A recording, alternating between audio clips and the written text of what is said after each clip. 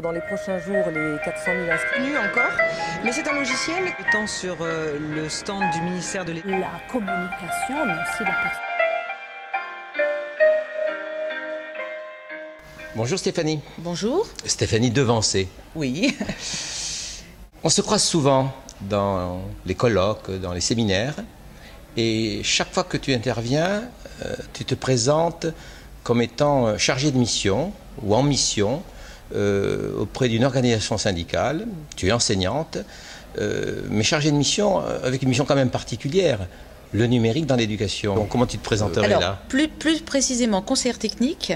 Et en fait, j'ai été recrutée, parce que c'est le terme. Je ne suis pas élue, je suis une militante qui a été recrutée pour ses compétences, d'abord dans le secteur éducation. Donc, je m'occupais, je m'occupe toujours d'ailleurs, des questions autour du socle commun, de la scolarité obligatoire, des programmes et de toutes les questions de pédagogie. Et au bout de quelques mois dans cette organisation syndicale, j'ai rajouté de moi-même, avec l'accord de mes supérieurs, l'étiquette numérique à l'école, puisque c'est un sujet qui me tient à cœur et qui concerne beaucoup les questions de pédagogie et les nouveaux enjeux. Alors c'est quand même original qu'une organisation syndicale ait comme conseillère technique visible, et tu es visible physiquement, je dirais, dans les séminaires, mais tu es visible aussi sur le numérique, sur les réseaux sociaux, et pas uniquement Twitter. C'est quand même original qu'une organisation syndicale ait eu cette démarche. Je pense que c'est assez unique. Alors c'est même encore plus unique que ça, c'est-à-dire que j'ai su qu'un poste se libérait qui était susceptible de m'intéresser. Au départ, on ne m'a pas expliqué ce que c'était. Je l'ai su par un contact Twitter qui m'a dit tu finis ton congé formation, tu cherches un poste qui a un lien avec la pédagogie, j'ai pensé à toi pour quelque chose, je vais t'en parler. Alors on s'en est pas parlé directement en public sur Twitter, on s'en est parlé en privé après, mais la proposition m'est arrivée via les réseaux sociaux. L'objectif est-il prioritairement d'abord de s'adresser aux syndiqués de ton organisation pour faire en sorte qu'au moins il y ait à ce niveau-là un échange, une mutualisation, des partages et donc je dirais une forme d'acculturation partagée entre l'ensemble de tous les membres avec le numérique? Alors en fait, mon rôle de conseillère technique est vraiment d'intervenir en fonction de mes compétences sur les dossiers que le ministère nous charge d'étudier pour qu'on puisse donner un avis argumenté et bien sûr par ailleurs à s'adresser à nos adhérents. La première mission du secteur éducation, c'est de trouver ce qui permet au système d'évoluer en prenant en compte deux choses essentielles, c'est-à-dire l'amélioration du système pour une efficacité pour la réussite de tous les élèves, sans oublier, et les deux vont ensemble pour nous de façon évidente, les conditions de travail des personnels. C'est-à-dire qu'un enseignant qui a les outils, les moyens, l'aide qu'il lui faut pour mieux faire réussir ses élèves est un enseignant qui sera mieux dans son travail, dans son métier. On ne peut pas opposer le bien-être de l'enseignant et la réussite de ses élèves.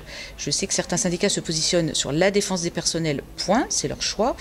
Nous positionnons de façon beaucoup plus large sur l'amélioration du système dans son ensemble. L'un n'allant pas sans l'autre. L'un n'allant pas sans l'autre. Et aujourd'hui, justement, on sent une accélération. Est-ce que c'est ton analyse? Une accélération autant venant de l'institution, venant du terrain. On sent une forme d'accélération. L'entrée de l'école dans l'ère du numérique, ce n'est pas je dirais, un slogan. Dans la réalité, on croise des enseignants qui, hier encore, une collègue, une enseignante de lettres me disait, pour changer, parce qu'en fait, je me disais qu'il fallait que je change un petit peu. Elle a une trentaine d'années, je me suis mis au numérique. En fait, le numérique est une formidable occasion et une occasion qu'on ne peut pas manquer parce que le numérique est là, il est dans la société, c'est une tendance de fond, il ne va pas disparaître du jour au lendemain, ce n'est pas qu'une mode, même si là aussi c'est mode, mais le numérique n'est pas une mode. Quand l'écriture s'est répandue, on ne s'est pas dit c'est une mode, on ne va pas l'apprendre aux enfants. Ça a mis du temps, là ça va mettre du temps aussi.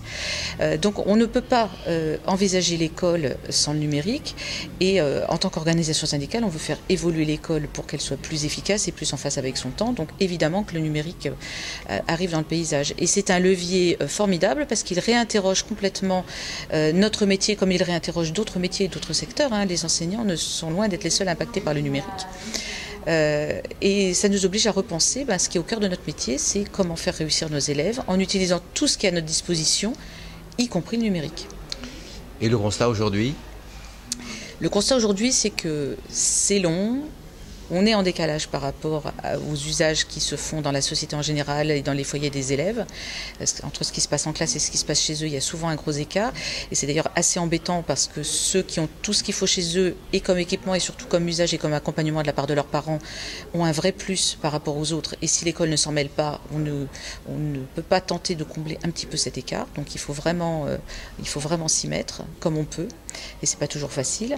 Voilà, je crois que là, on n'a pas le choix. Et ce qui est intéressant, c'est que ça réinterroge l'activité de l'élève et que le numérique remet au goût du jour, et pas pour rien, les pédagogies dites actives, qui ne sont pas nouvelles, les pédagogies Freinet notamment, où l'élève devient acteur, parce qu'avec Internet, l'élève, il peut publier, il peut s'exprimer, il peut trouver seul de l'information. Et qu'est-ce qu'il en fait après, comment il la valide, etc. Ce sont des questions de notre temps. Mais le numérique interroge également l'école par la place qu'il peut donner et qu'il donne effectivement aux parents. Alors là, il y a beaucoup de fantasmes. J'entends des collègues dire, hors de question que je donne mon mail aux parents, je vais être harcelé, etc. Alors, il y a quelques parents harceleurs, c'est une minorité. Ceci dit, ils sont pénibles. Il y a aussi des enseignants pénibles, c'est pas réservé aux parents. Donner son mail ou un accès à l'ENT ou ouvrir un bloc de classe ne rend pas les parents plus intrusifs et plus pénibles. Par contre, il leur permet un regard sur ce qu'on fait, il permet de les rassurer, il permet de les informer, il permet de dialoguer avec eux aussi sur ce support-là, qui bien sûr ne doit pas être le seul, puisque pour tous les parents, ce n'est pas forcément le canal privilégié. Ça ne remplace pas les rendez-vous de parents, ça ne remplace pas les mots dans les cahiers. C'est comme avec les élèves, c'est un outil de plus pour travailler bien avec eux. On affirme que le numérique fait tomber les murs de l'école. Certains y voient une disparition de l'école. Il y en a même qui, je dirais, la souhaitent. Dernièrement, on a eu ça sur, je pense que tu as dû le suivre, sur quelques tweetos. Quel est ton point de vue ? Alors moi, je ne pense pas que l'école va disparaître. Je pense par contre qu'elle va effectivement évoluer. Internet ouvre des fenêtres, c'est-à-dire peut regarder vers l'extérieur tout en étant à l'intérieur, peut inviter des gens. Avec la visioconférence, on peut faire des choses formidables, avec l'échange de mails, avec les commentaires de blog. Il y a des échanges qui sont avec l'extérieur. Et ce qui est intéressant aussi, c'est que l'extérieur peut voir ce qui se passe dans l'école. Je pense notamment aux tweet class qui racontent ce qu'elles font, qui tweetent des photos des réalisation des élèves. C'est extrêmement intéressant. Alors j'imagine pour les parents, mais même en tant que professeur des écoles qui regardent ça de l'extérieur, c'est extrêmement intéressant de voir ce que les collègues font dans leur classe. Ça donne des idées d'ailleurs et ça mobilise. Par contre, c'est pas parce que l'information et plein de contenus intéressants sont disponibles que les élèves vont s'en emparer spontanément tout seuls. Ils auront toujours besoin d'être accompagnés, ils auront toujours besoin qu'on scénarise des situations qui vont leur donner envie d'apprendre et qui vont donner du sens à ce qu'ils apprennent. Et ça, c'est le cœur de métier de l'enseignant. Le cœur de métier de l'enseignant, ce n'est pas de débiter un cours à un élève qui absorberait, c'est bien de permettre à l'élève d'acquérir des savoirs, des savoir-faire et des compétences. Donc de nouveaux champs s'ouvrent pour permettre à tous les enseignants d'être effectivement ce type d'enseignants. Plus d'accompagnement et moins de magistral. Alors on va revenir un petit peu aux réseaux sociaux. Je pense qu'on pourrait parler aussi de certaines de tes initiatives personnelles, puisque tu as créé un MOOC pour apprendre à tweeter.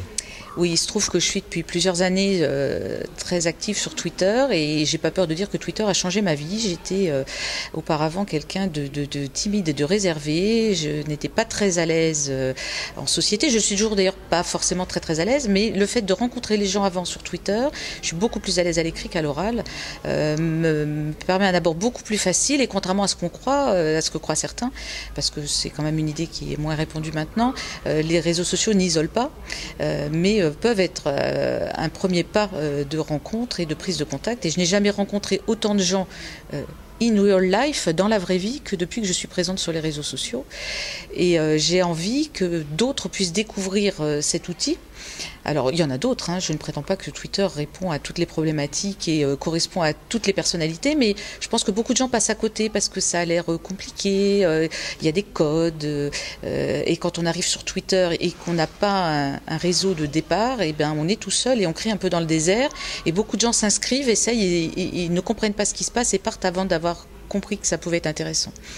Donc j'ai créé, en suivant un MOOC sur comment créer un cours à distance, j'ai mis en œuvre ce cours en créant un MOOC sur Twitter. Donc en fait, il y a un blog que vous trouverez assez facilement en tapant dans votre moteur de recherche préféré TweetMOOC, TWI2TM2OC, qui vous expliquera comment faire. Et c'est un MOOC où on apprend à tweeter en tweetant, c'est-à-dire on va sur Twitter pour s'inscrire. Les autres participants du MOOC s'abonnent immédiatement à vous, donc vous avez un petit réseau de départ et beaucoup d'entraide. Et on pose ces questions sur Twitter. Et puis après, sur le blog, il y a des défis et des articles de fond, non pas pour vous expliquer comment utiliser Twitter. Utiliser Twitter est extrêmement simple, mais des témoignages, des stratégies pour avoir les contacts qui vont vous intéresser et pour faire de Twitter votre outil de développement personnel et ou professionnel, parce qu'avec Twitter on peut faire plein de choses. Tu es donc présente au Boussole du numérique. Est-ce que tu lis Educavox ? Je lis Educavox parce que j'ai de nombreux contacts Twitter qui retweetent et diffusent les articles, et donc je n'ai qu'à cliquer sur le lien, et je sais que certaines personnes, quand elles retweetent un article d'Educavox, ça vaut le coup qu'il soit lu et qu'il va m'intéresser. Merci beaucoup. De rien.